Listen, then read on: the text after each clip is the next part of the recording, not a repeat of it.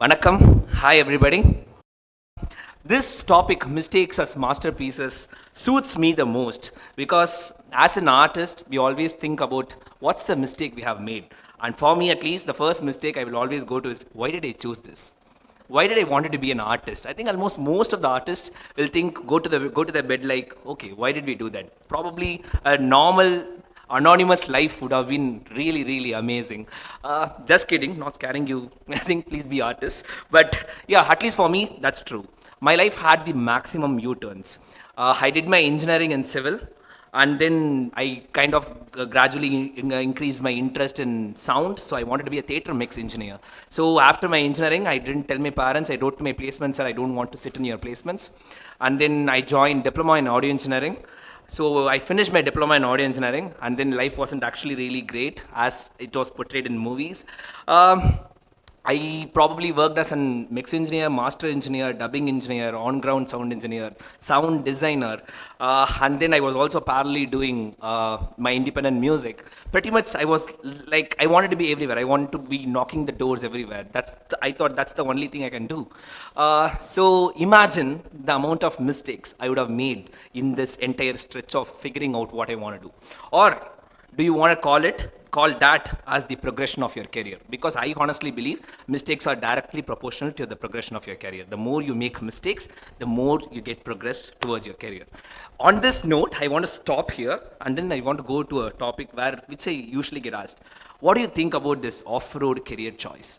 You did engineering, but you followed your passion. Especially in the last decade, I think this passion driven thing is kind of overrated, if I can tell that. I kind of feel really bad for the great physicists and chemists who aren't actually treated that great as a musician and an artist, because we chose a creative career, which is okay. So the contradicting point, the problem here is, what is that the schools are not teaching the creative stuff. Yeah, if people teach music as it is, like physics or chemistry, imagine the amount of musicians that will be in this room right now.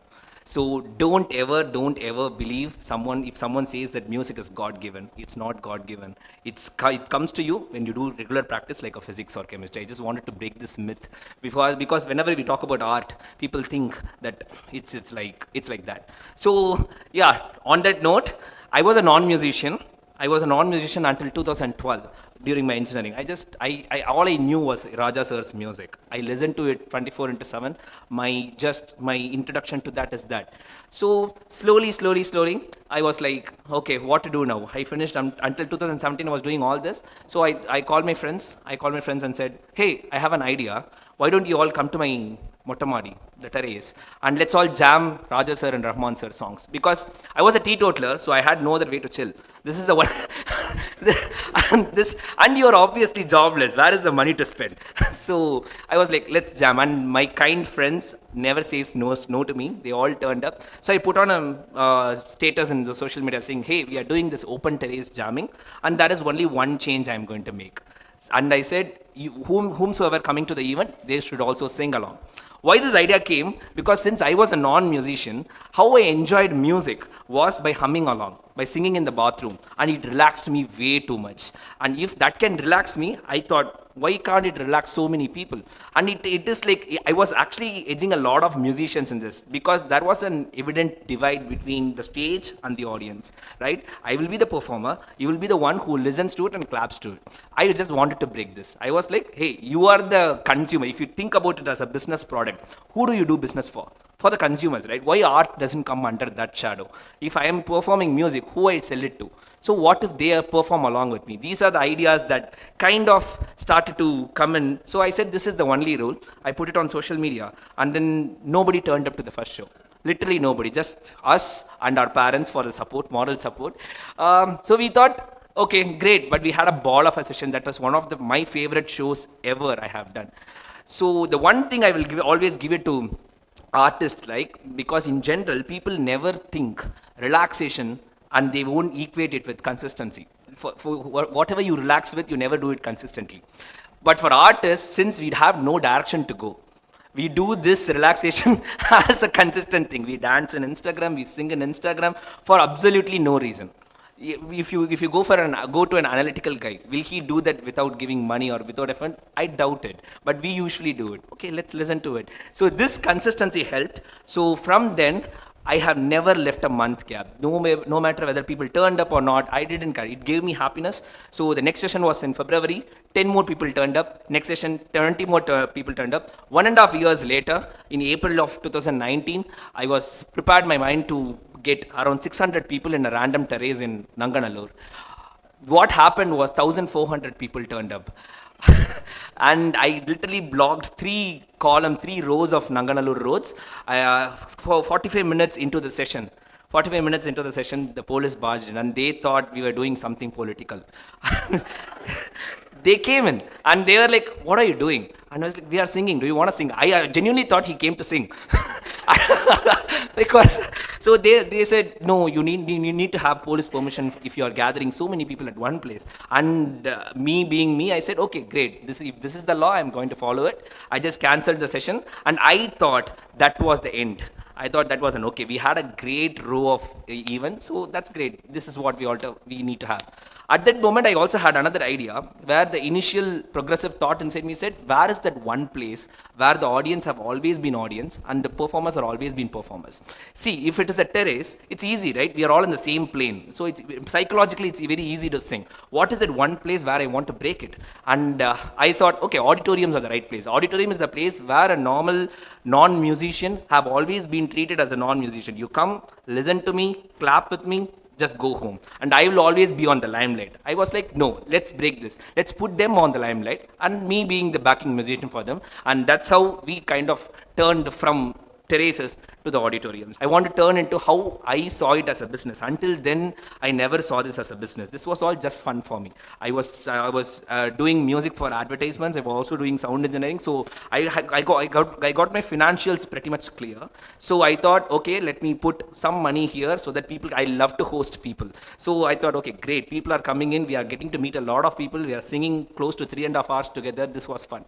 But when it came to auditoriums, I immediately my brain started to think, okay, this is turning out to be a business. And we got to be very responsible when it turns out to be business because it involves people's money. So when people's money is involved, you got to be responsible. It is as simple and straight as that. So in this, when I will go a little non-linear about it, the 5 steps I followed with respect to making this as a business. One is the trial and error. Anything with respect to art and business, there is no narrative that has been already set. Probably there is a record label which has a marketing strategy that is set. But when I came in, what I wanted to do, there was no predecessor for me. How I wanted to produce it, I had no idea. How do you want to portray it? I had no idea. Many of the mentors are ready to teach me how it is done. So great, the trial and error method always works. So the first session, we booked an auditorium.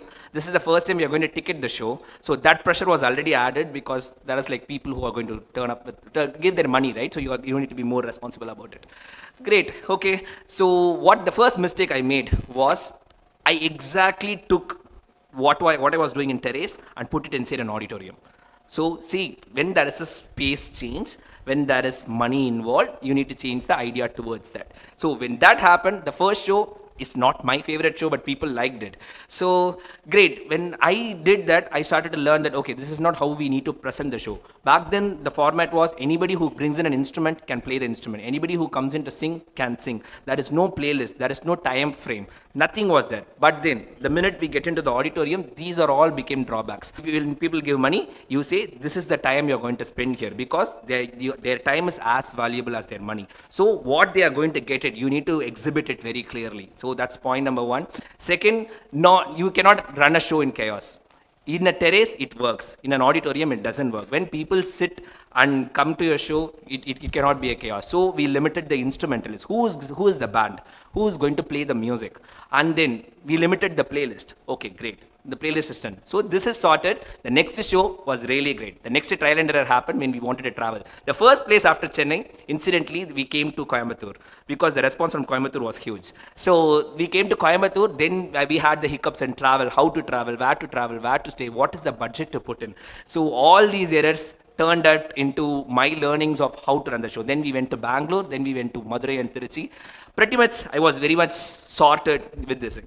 So the second rule in running an art into business is know the rules. Know the rules really well. Especially when it comes to film music, right? You cannot be that person. I am an art person, so I can play whatever I want to do. I don't want to read the law behind it. No, the IPRS will not let you do that. Not many people will talk about the rights part of it, but I am very happy that I got the learning to I get the learning from the official body. So when you want to perform, you need to get a license. If you don't know this, you cannot perform. This is also pretty much clear. So that knowing the rules, I was very clear inside my head. So that is pretty much sorted. Pretty much this travel was kept on going.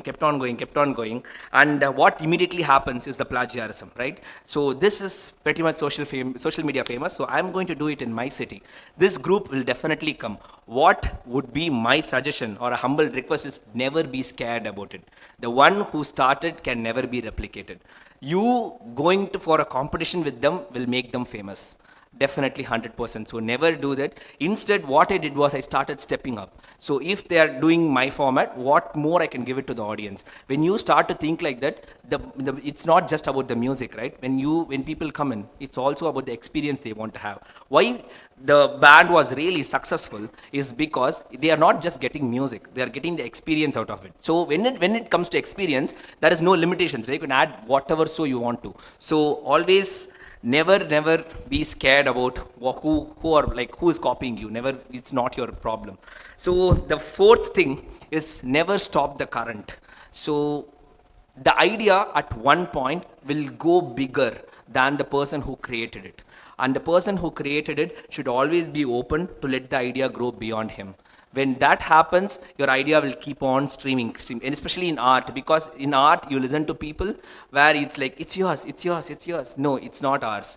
It existed somewhere, we discovered it. It's great, we discovered it, but you cannot stuck it at one point. So if I have decided to stop it in Terrace, because it's my idea, it would have stopped there. If I have restricted it only to Chennai, it would have stopped there. If I have restricted it to only South India, it would have stopped there. So never stop the current of an idea. It always goes beyond you. Just be very free to go with the flow.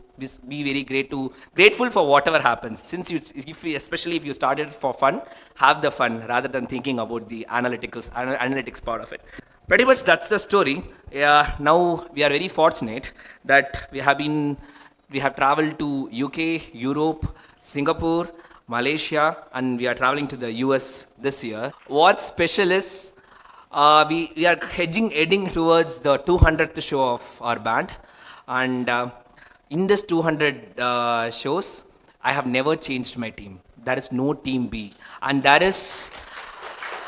in this 200 shows, to an extent, I have never changed my vendors. If it is 200 shows for me, it's the 200 show for my light vendor also, for my sound vendor also. There is two ways to see this. You can say, I'm really scared to venture new. Or you can say, you're really impressed with my loyalty. That's up to you to choose how you want to run the business. That's up to you to choose. When you want to create something, please don't think about a masterpiece. Just exist there. Learn, unlearn. Be very arrogant about making decisions. Be very generous about learning the mistakes you made and unlearn from it.